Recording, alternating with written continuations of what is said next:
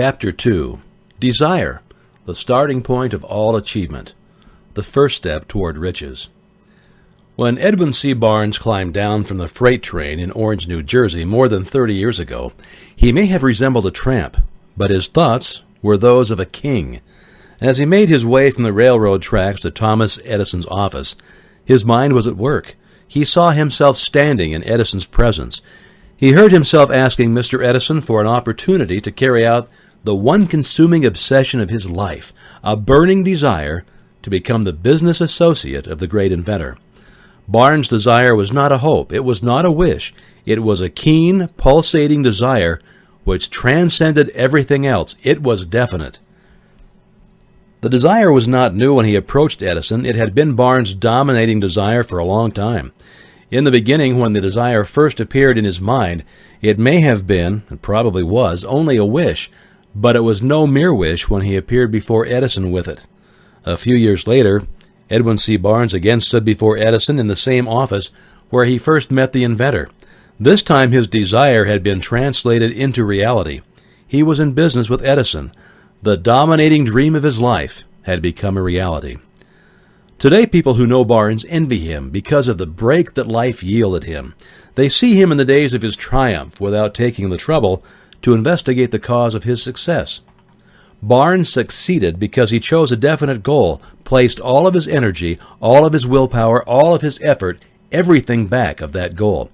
He did not become the partner of Edison the day he arrived. He was content to start on the most menial work as long as it provided an opportunity to take even one step toward his cherished goal. 5 years passed before the chance he had been seeking made its appearance. During all of those years, not one ray of hope, not one promise of attainment of his desire had been held out to him. Everyone except himself, he appeared only another cog in the Edison business wheel.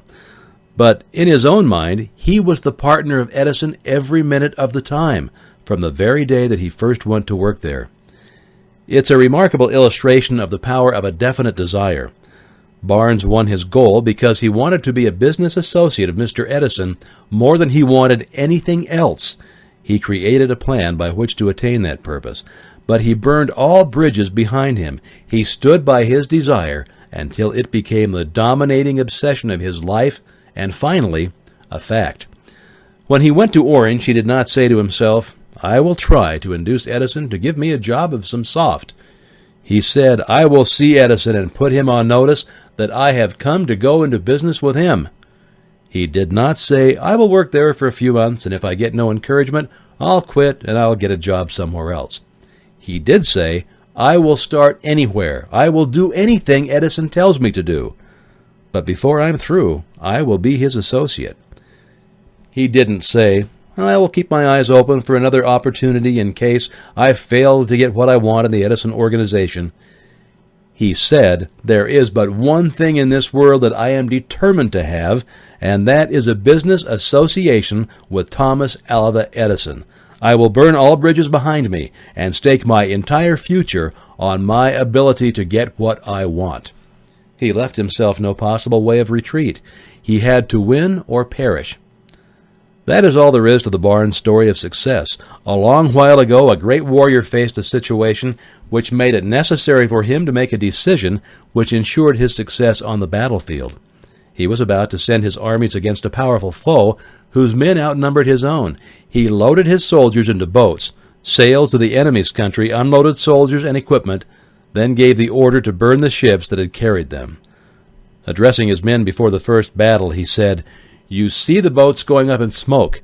That means that we cannot leave these shores alive unless we win. We now have a no choice. We win or we perish." They won.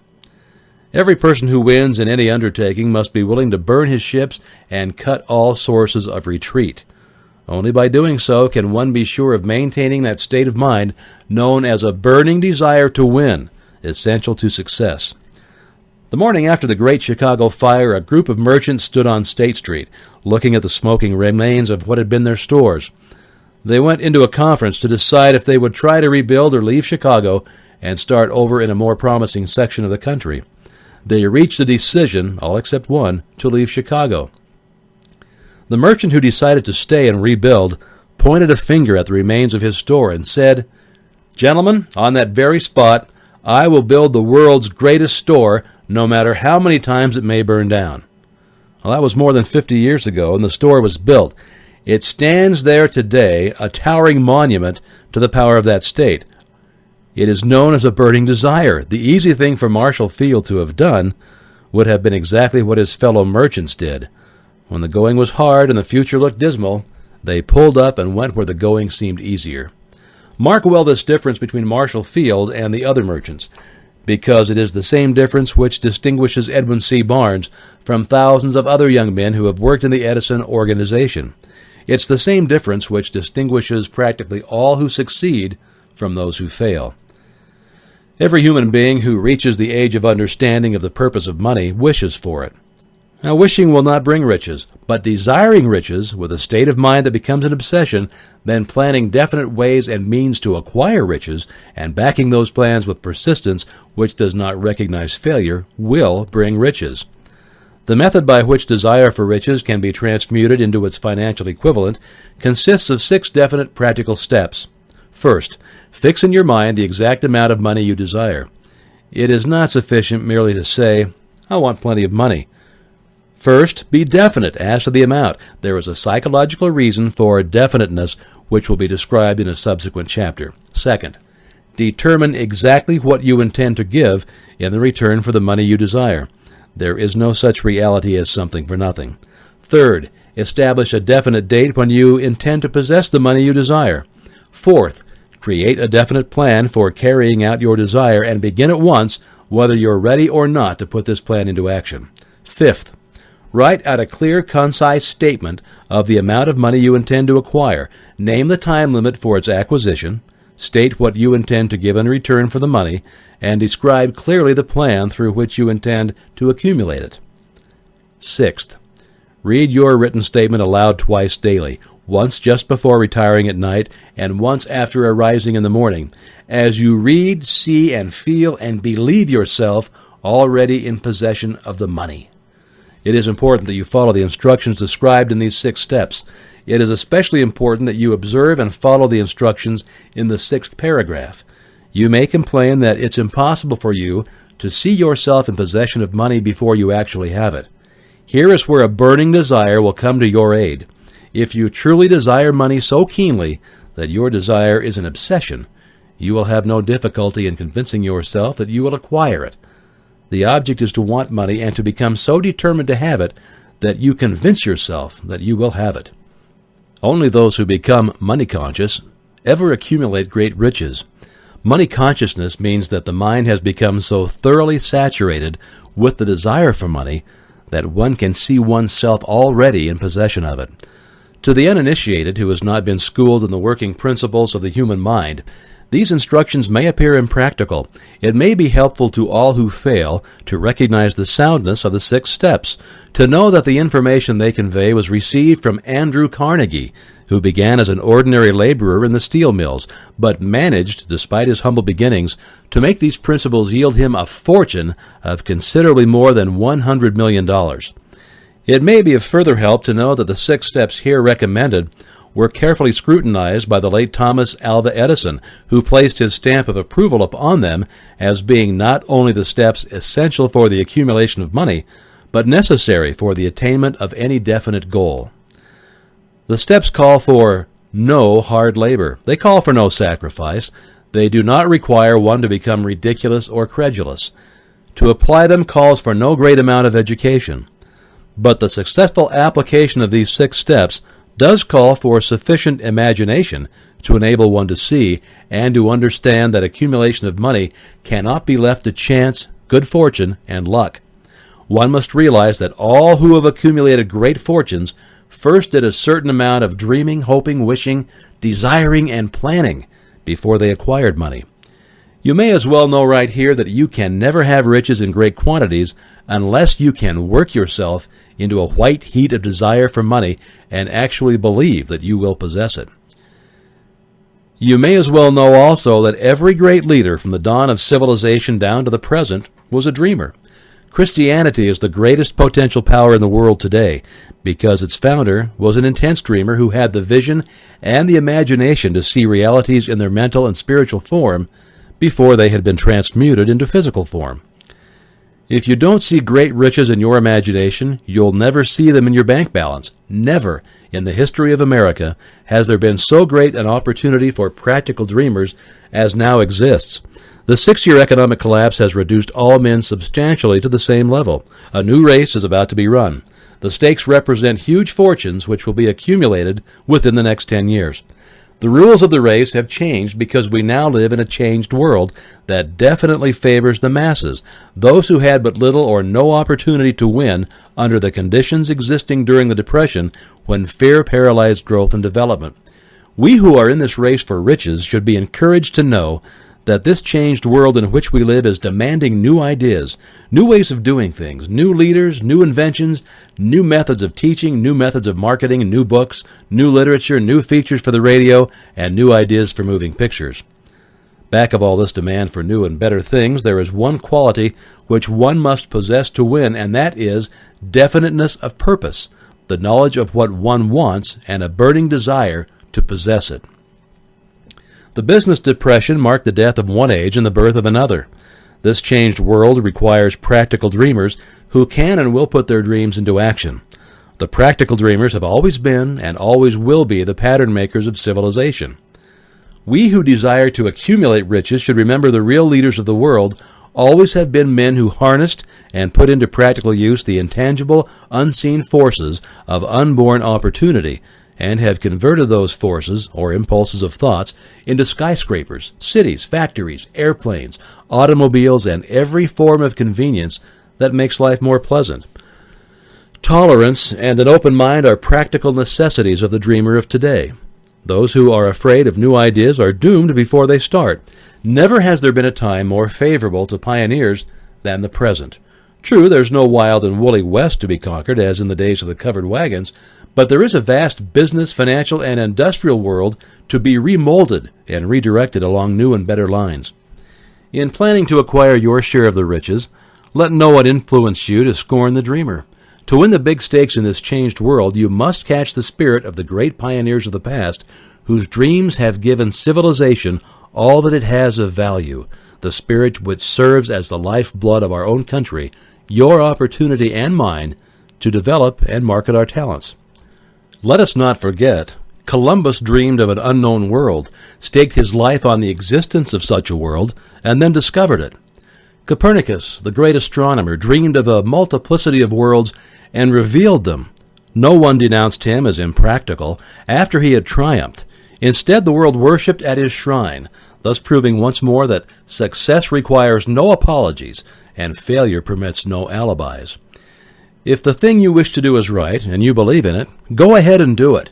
Put your dream across and never mind what they say, if you meet with temporary defeat, for they, perhaps, do not know that every failure brings with it the seed of an equivalent success. Henry Ford, poor and uneducated, dreamed of a horseless carriage. He went to work with what tools he possessed, without waiting for opportunity to favor him, and now evidence of his dream belts the entire earth. He has put more wheels into operation than any man who ever lived, because he was not afraid to back his dreams.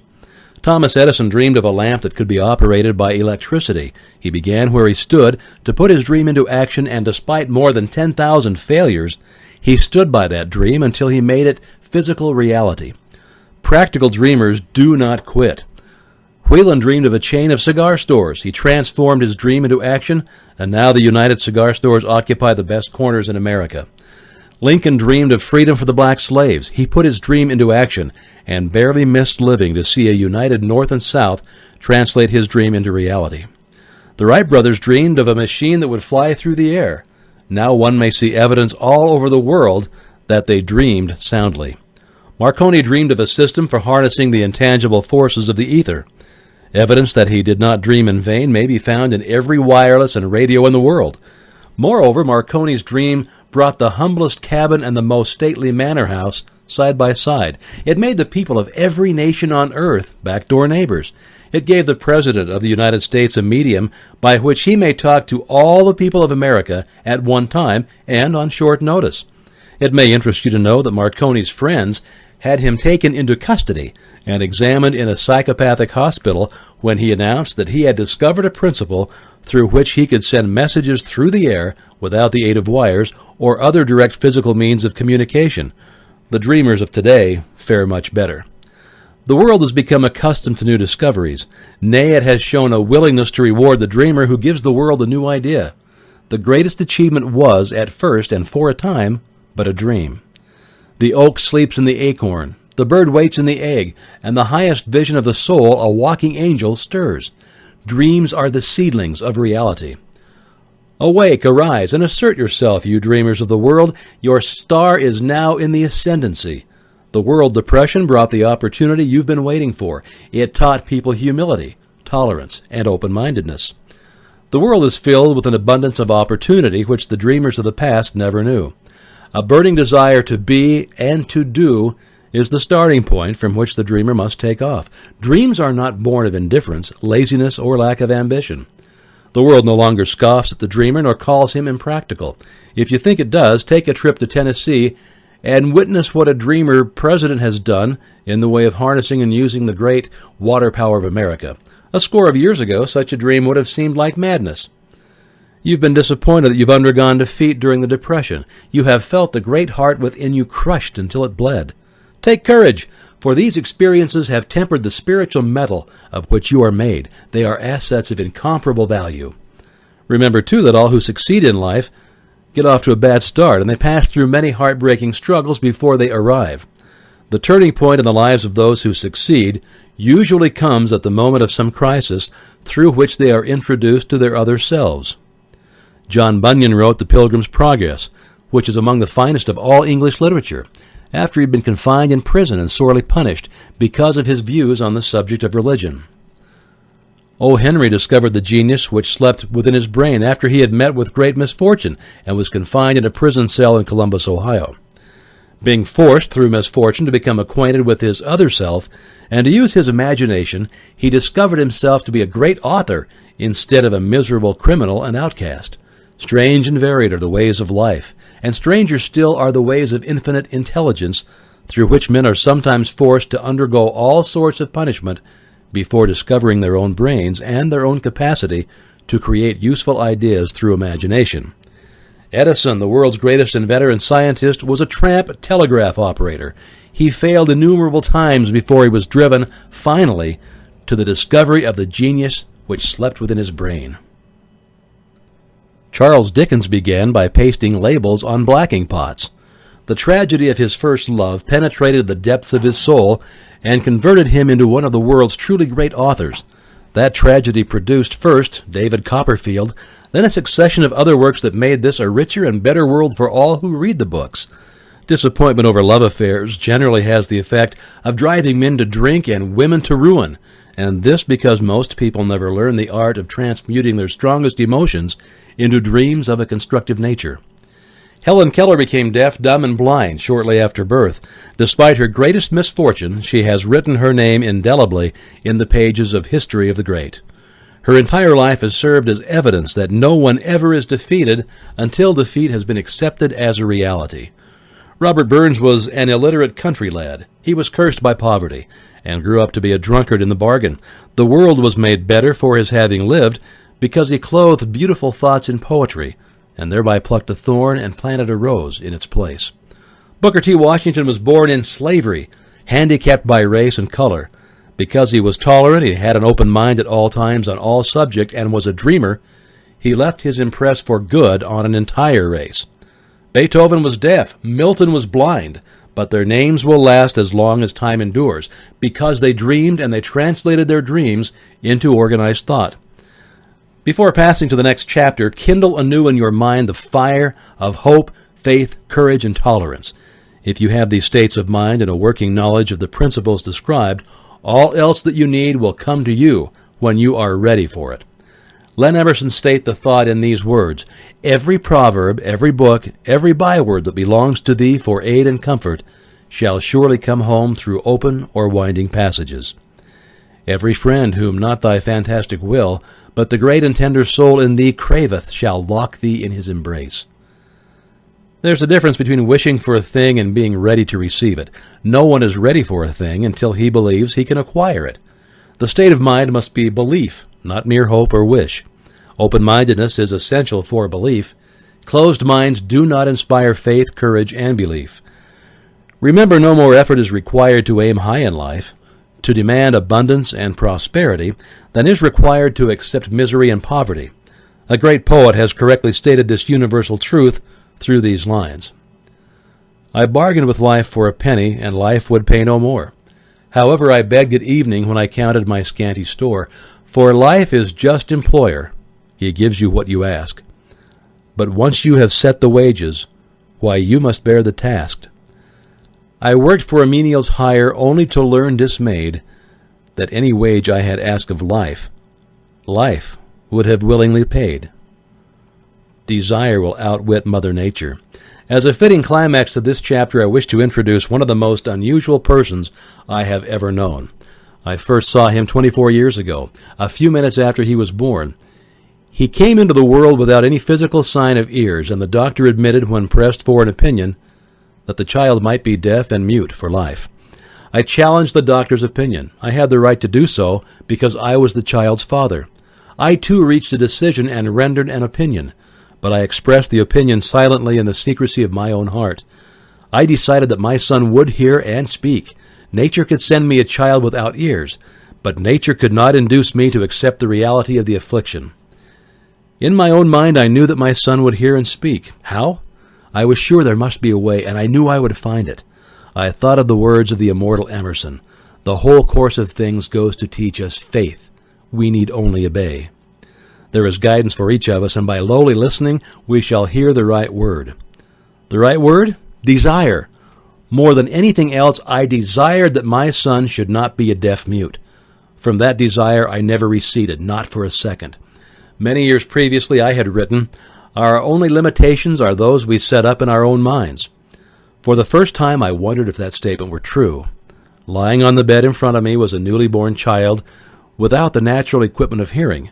Even though he might hear and speak, he was obviously disfigured for life. Surely this was a limitation which that child had not set up in his own mind. What could I do about it?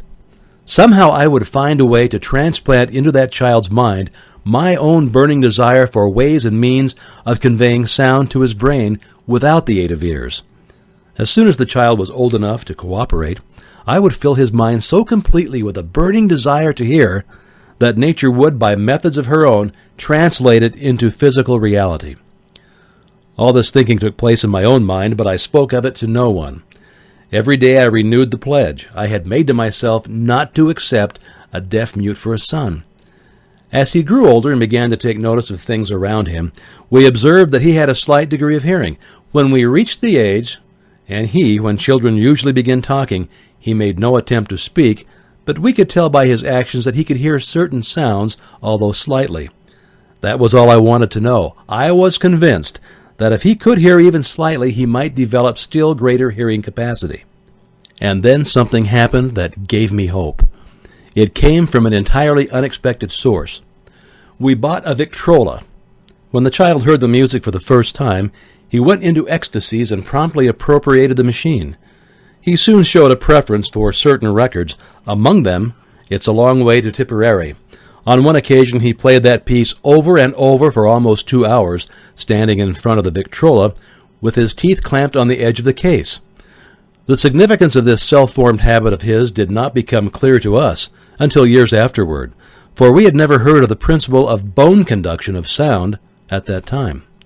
Shortly after he appropriated the Victrola, I discovered that he could hear me quite clearly when I spoke with my lips touching his mastoid bone or at the base of the brain. These discoveries placed in my possession the necessary media by which I began to translate into reality my burning desire to help my son develop hearing and speech. By that time he was making stabs at speaking certain words. The outlook was far from encouraging, but desire backed by faith knows no such word is impossible. Having determined that he could hear the sound of my voice plainly, I began immediately to transfer to his mind the desire to hear and speak. I soon discovered that the child enjoyed bedtime stories. So I went to work creating stories designed to develop in him self-reliance, imagination, and a keen desire to hear and to be normal. There was one story in particular which I emphasized by giving it some new and dramatic coloring each time it was told. It was designed to plant in his mind the thought that his affliction was not a liability, but an asset of great value. Despite the fact that all the philosophy I had examined clearly indicated that every adversity brings with it the seed of an equivalent advantage, I must confess that I had not the slightest idea how this affliction could ever become an asset. However, I continued my practice of wrapping that philosophy in bedtime stories, hoping that the time would come when he would find some plan by which his handicap could be made to serve some useful purpose. Reason told me plainly that there was no adequate compensation for the lack of ears and natural hearing equipment. Desire backed by faith pushed reason aside and inspired me to carry on. As I analyze the experience in retrospect, I can see now that my son's faith in me had much to do with the astounding results. He did not question anything I told him. I sold him the idea that he had a distinct advantage over his older brother, and that this advantage would reflect itself in many ways. For example, the teachers in school would observe that he had no ears, and because of this, they would show him special attention and treat him with extraordinary kindness, and they always did. His mother saw to it that by visiting the teachers and arranging with them to give the child the extra attention necessary, I sold him the idea, too, that when he became old enough to sell newspapers, his older brother had already become a newspaper merchant, he would have a big advantage over his brother, for the reason that people would pay him extra money for his wares, because they could see that he was a bright, industrious boy, despite the fact that he had no ears. We could notice that gradually the child's hearing was improving. Moreover, he had not the slightest tendency to be self-conscious because of his affliction. When he was about 7, he showed the first evidence that our method of servicing his mind was bearing fruit. For several months he begged for the privilege of selling newspapers, but his mother would not give her consent. She was afraid that his deafness made it unsafe for him to go on the street alone. Finally, he took matters into his own hands. One afternoon, when he was left at home with the servants, he climbed through the kitchen window, shinnied to the ground, and set out on his own. He borrowed 6 cents in capital from the neighborhood shoemaker, invested it in papers, sold out, reinvested, and kept repeating until late in the evening. After balancing his accounts and paying back the 6 cents he had borrowed from his banker, he had a net profit of 42 cents. When we got home that night, we found him in bed asleep with the money tightly clenched in his hand. His mother opened his hand, removed the coins, and cried of all things. Crying over her son's first victory seemed so inappropriate. My reaction was the reverse. I laughed heartily, for I knew that my endeavor to plant in the child's mind an attitude of faith in himself had been successful. His mother saw in his first business venture a little deaf boy who had gone out in the streets and risked his life to earn money.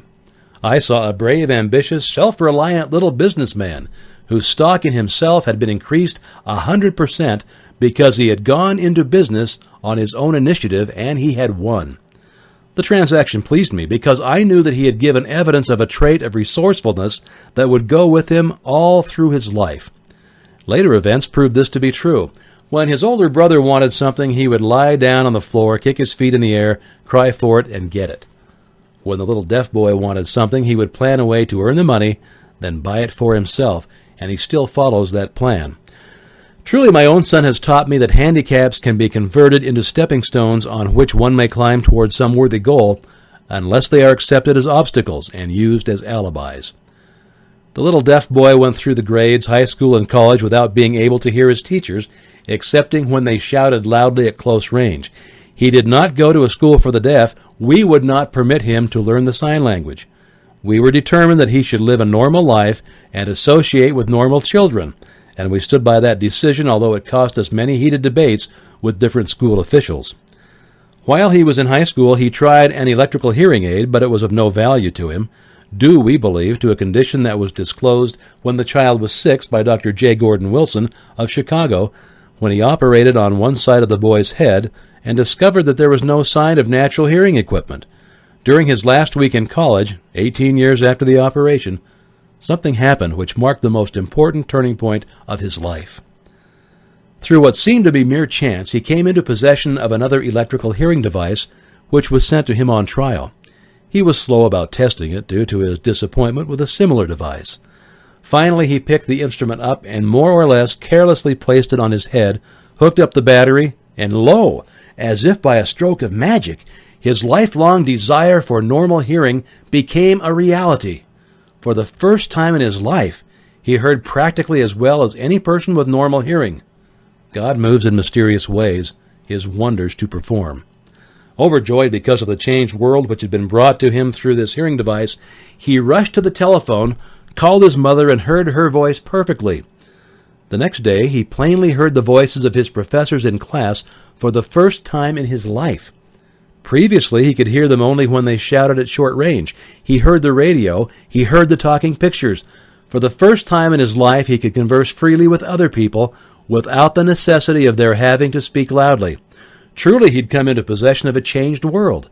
We had refused to accept nature's error, and by persistent desire, we had induced nature to correct that error through the only practical means available. Desire had commenced to pay dividends, but the victory was not yet complete. The boy still had to find a definite and practical way to convert his handicap into an equivalent asset.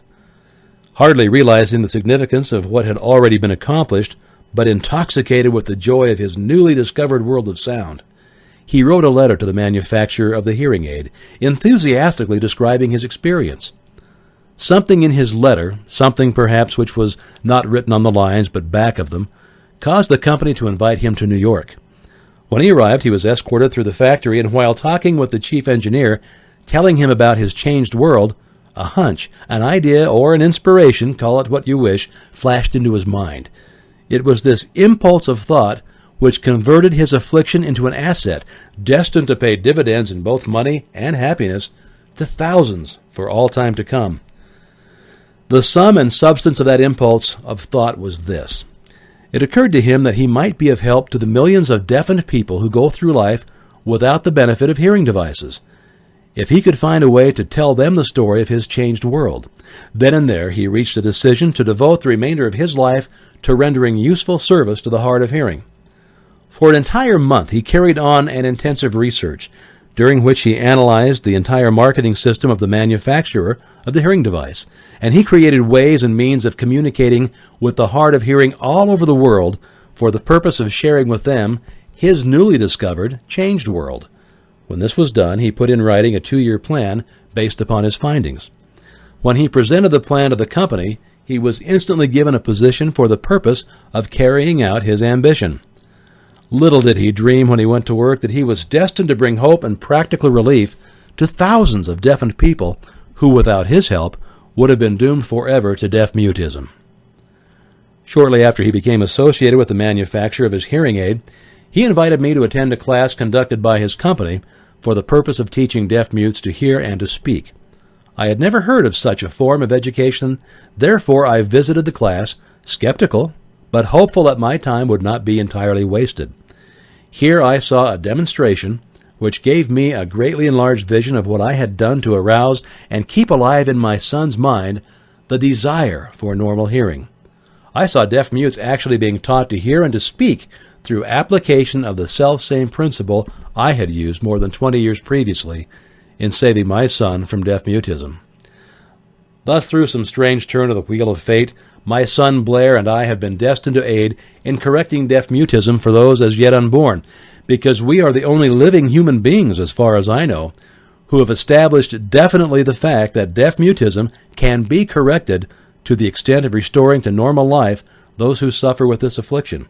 It has been done for one, and it will be done for others. There's no doubt in my mind that Blair would have been a deaf-mute all of his life if his mother and I had not managed to shape his mind as we did. The doctor who attended at his birth told us, confidentially, the child might never hear or speak. A few weeks ago, Dr. Irving Voorhees, a noted specialist on such cases, examined Blair very thoroughly. He was astounded when he learned how well my son now hears and speaks, and said his examination indicated that, theoretically, the boy should not be able to hear at all. But the lad does hear, despite the fact that X-ray pictures show there is no opening in the skull whatsoever from where his ears should be to the brain. When I planted in his mind the desire to hear and talk and live as a normal person, there went with that impulse some strange influence which caused nature to become bridge builder and span the gulf of silence between his brain and the outer world by some means which the keenest medical specialists have not been able to interpret. It would be sacrilege for me to even conjecture as to how nature performed this miracle. It would be unforgivable if I neglected to tell the world as much as I know of the humble part I assumed in the strange experience. It is my duty and privilege to say I believe, and not without reason, that nothing is impossible to the person who backs desire with enduring faith. Verily, a burning desire has devious ways of transmuting itself into its physical equivalent. Blair desired normal hearing. Now he has it. He was born with a handicap which might easily have sent one with a less defined desire to the street with a bundle of pencils and a tin cup. That handicap now promises to serve as the medium by which he will render useful service to many millions of hard of hearing, also to give him useful employment at adequate financial compensation for the remainder of his life. The little white lies that I planted in his mind when he was a child, by leading him to believe his affliction would become a great asset which he could capitalize, has now justified itself. Verily, there is nothing right or wrong which belief plus burning desire cannot make real. These qualities are free to everyone. In all my experience in dealing with men and women who had personal problems, I never handled a single case which more definitely demonstrates the power of desire. Authors sometimes make the mistake of writing of subjects which they have but superficial or very elementary knowledge. It has been my good fortune to have had the privilege of testing the soundness of the power of desire through the affliction of my own son. Perhaps it was providential that the experience came as it did, for surely no one is better prepared than he to serve as an example of what happens when desire is put to the test. If Mother Nature bends to the will of desire, is it logical that mere men can defeat a burning desire? Strange and imponderable is the power of the human mind. We do not understand the method by which it uses every circumstance, every individual, every physical thing within its reach as a means of transmuting desire into its physical counterpart. Perhaps science will uncover this secret. I planted in my son's mind the desire to hear and to speak as normal person hears and speaks. That desire has now become a reality.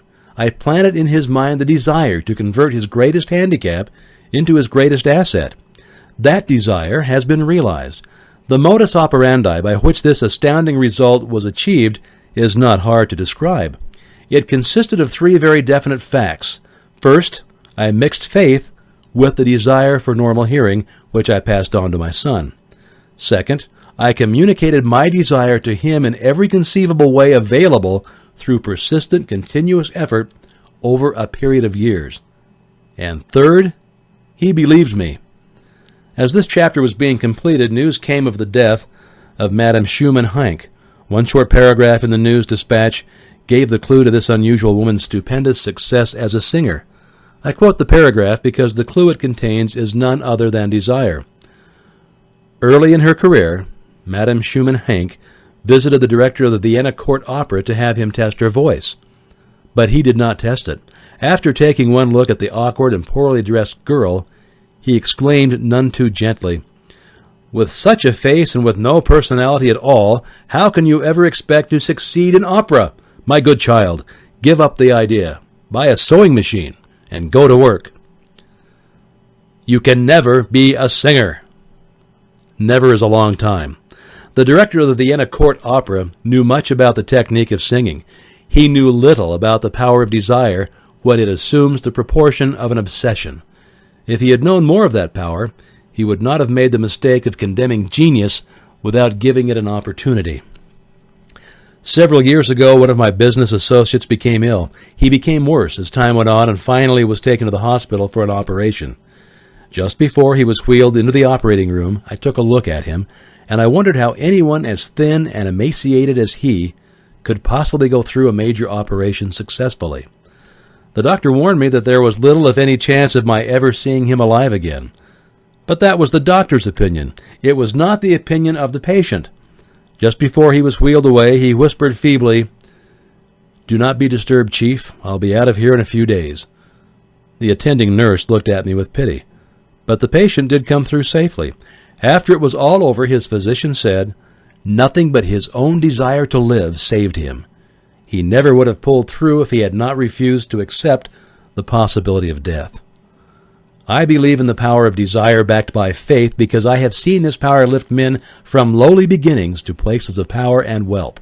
I have seen it rob the grave of its victims. I have seen it serve as the medium by which men staged a comeback after having been defeated in 100 different ways. I have seen it provide my own son with a normal, happy, successful life, despite nature's having sent him into a world without ears. How can one harness and use the power of desire? This has been answered through this and the subsequent chapters of this book. This message is going out to the world at the end of the longest and perhaps the most devastating depression that America has ever known. It is reasonable to presume that the message may come to the attention of many who have been wounded by the depression, those who have lost their fortunes, others who have lost their positions, and great numbers who must reorganize their plans and stage a comeback. To all these, I wish to convey the thought that all achievement, no matter what may be, its nature or its purpose, must begin with an intense, burning desire for something definite. Through some strange and powerful principle of mental chemistry which she has never divulged, nature wraps up in the impulse of strong desire that something which recognizes no such word as impossible and accepts